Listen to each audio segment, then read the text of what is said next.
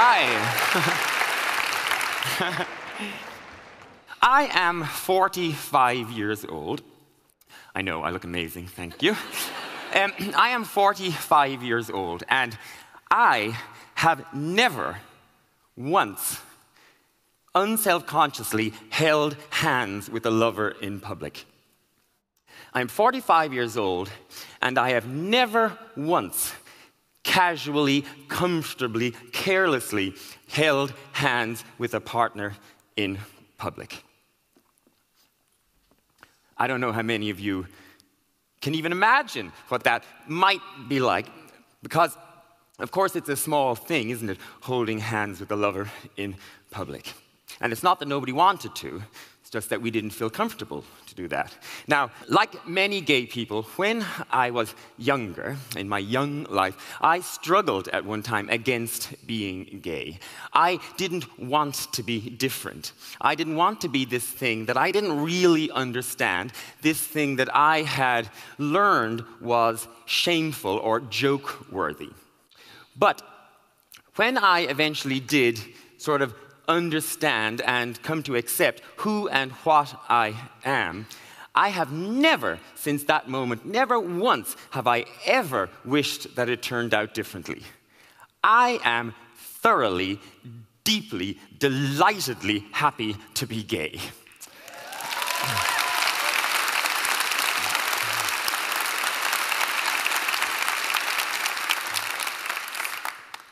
It suits me.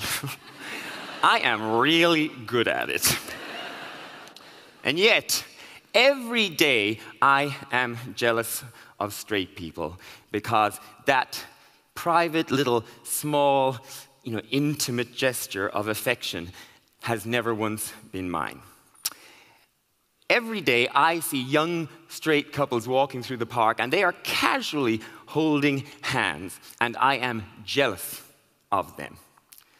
I see like a teenage couple at a bus stop, and she is leaning into him, and her hand is in his, and both of their hands are tucked into his jacket pocket for warmth, and I am jealous of that teenage couple.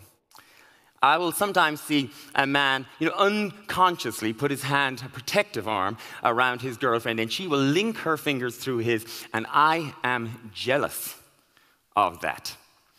Maybe you're on Grafton Street and you'll see an older lady and she gestures to draw her husband's attention to something in the window, and without even thinking, he just takes her hand and they stand there peering into the window discussing whatever it is that drew their attention, and their hands are just carelessly joined together, and I am jealous of that. Because gay people do not get to hold hands in public without first considering the risk. Gay people do not get to put an arm through another arm or put a hand on a boyfriend's waist without first considering what the possible consequences might be. We look around to see where are we, who's around, is it late at night, what kind of area is it? Are there bored teenagers hanging around looking for amusement? Are there bunches of lads standing outside a pub? And if we decide that, okay, maybe it's okay, well then we do hold hands. But the thing is that now those hands are not casual and thoughtless. They are now, considered and weighed. But we stroll on hand in hand, trying to be just normal and carefree, just like everybody else. But actually, we're not, because we are constantly scanning the pavement ahead, just in case. And then even if we do see, a group of blokes coming towards us, maybe we will decide sort of silently to continue holding hands, defiantly. But now, our small, intimate gesture between two people in love is no longer a small, intimate gesture. It is a political act of defiance, and it has been ruined.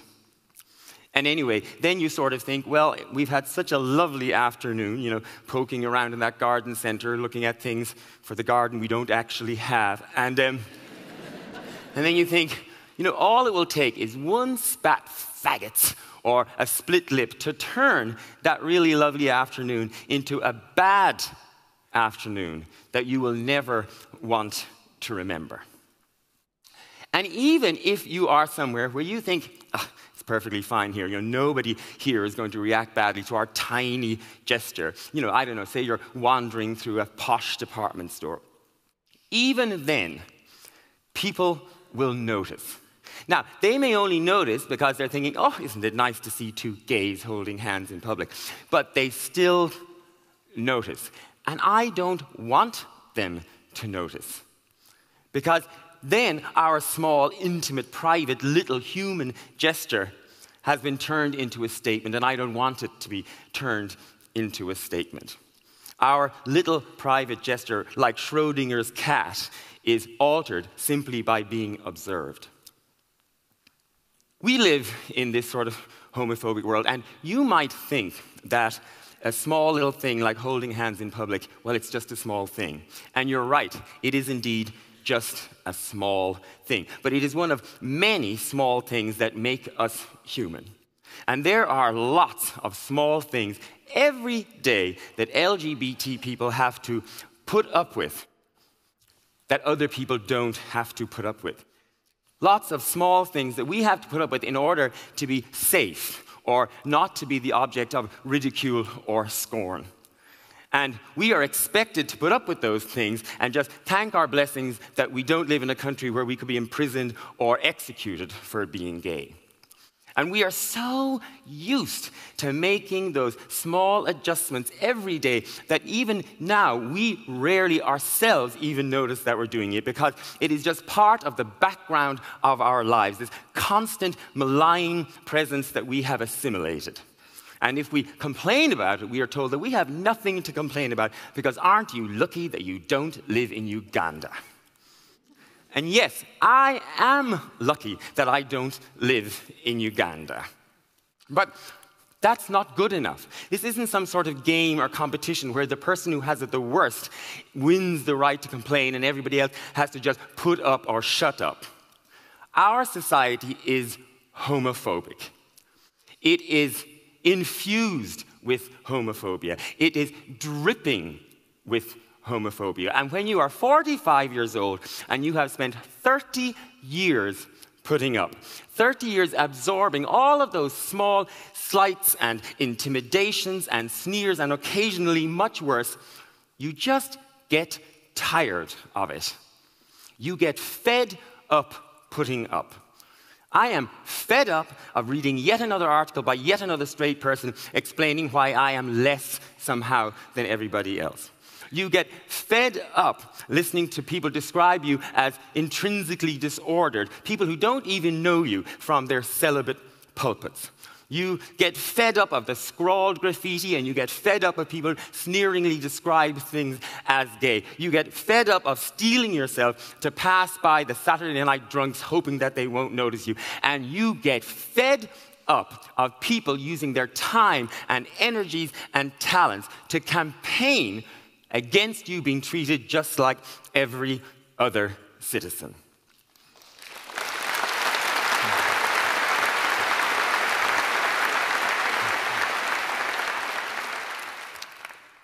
I'm 45, and I'm fed up putting up.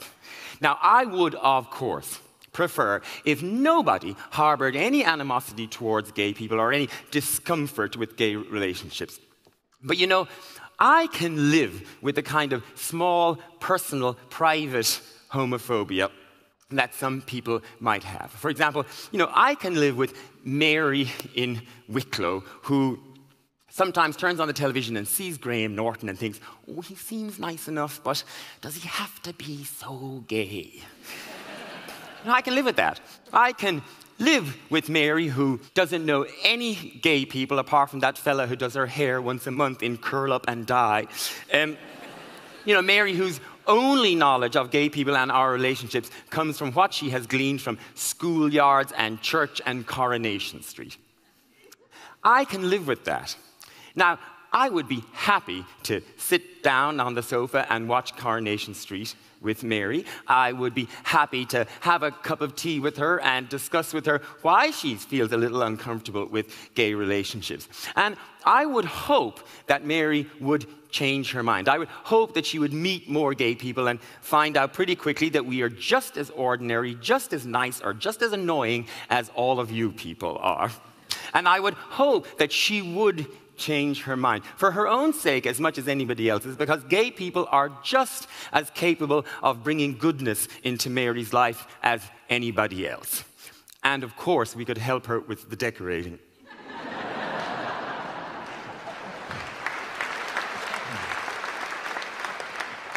But that kind of personal discomfort with gay people and their relationships is entirely different from the kind of homophobia that manifests itself in public, the kind of homophobia that manifests itself in an attempt to have LGBT people treated differently or less than everybody else, the kind of homophobia that seeks to characterize gay people and their relationships as less worthy of respect.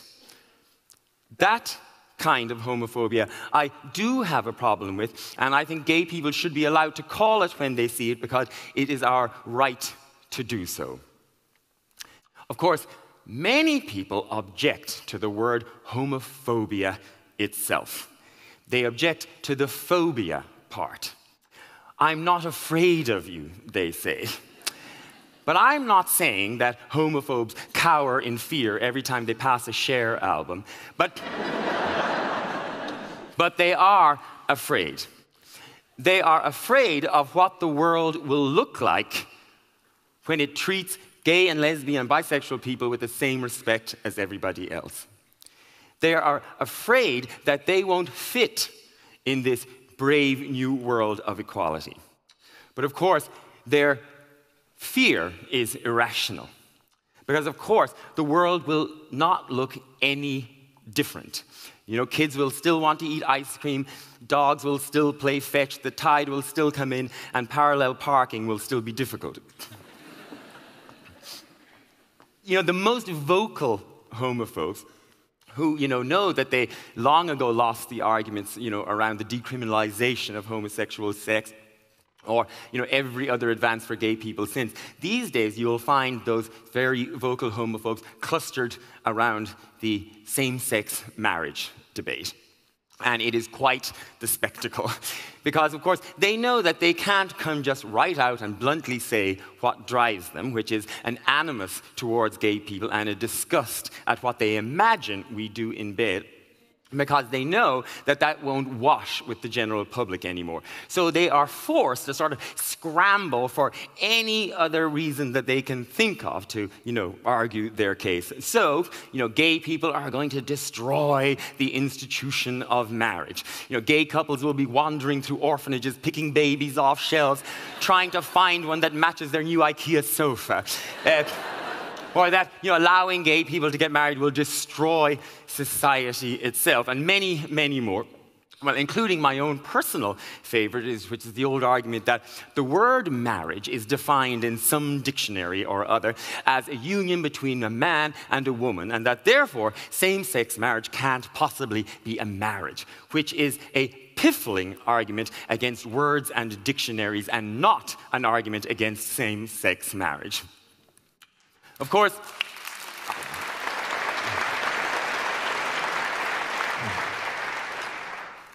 the other real driver of homophobia, and you can all clutch your pearls here because I'm going to go here, is a disgust with gay sex.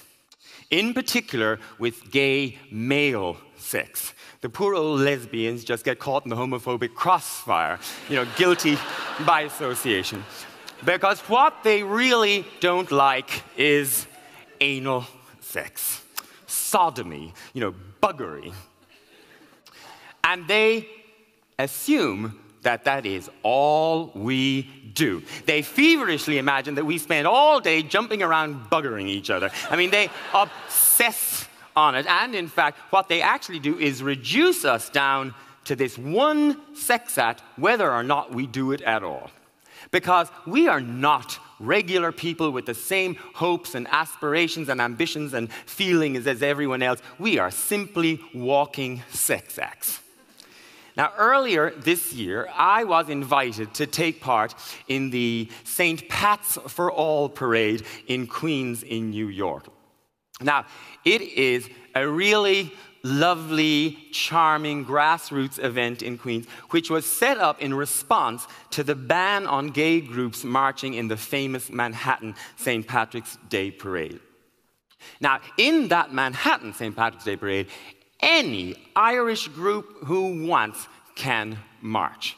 Irish policemen can march, Irish firemen, Irish footballers, Irish community groups, Irish volleyball teams, Irish book clubs. Any Irish people who want have a good shot at being allowed to march in that parade, except for Irish gays. Because as far as the organizers of that parade are concerned, gays are nothing more than walking sex acts, and there is no place for buggery in their parade. Now, I actually saw a small documentary once about one of the leaders of the organizers of that parade. They are the Ancient Order of Hibernians, and they're like a Catholic Orange Order.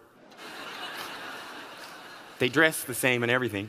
And in the documentary, you know, he was a nice old fella, and he had this lovely wife, and they seemed very happy together.